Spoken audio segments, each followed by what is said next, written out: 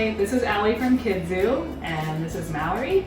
Welcome to Kids in Your Kitchen. Today we are going to be making ice cream. It's a really simple recipe that you can make easily at home. You don't need an ice cream maker for it. And to start, we are going to be whipping some heavy cream. Pour that in there, Mallory.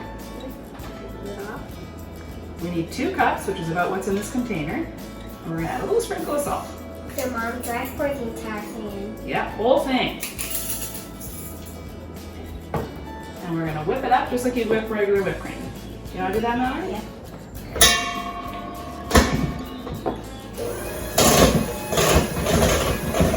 And also press it a little bit. Maybe you could lick those.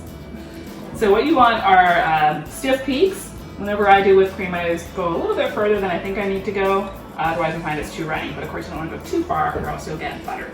All right, next up we're going to add our flavorings to a can of sweetened condensed milk, 14 ounces. We wanted to do 2 different flavors, so we've actually split it in half.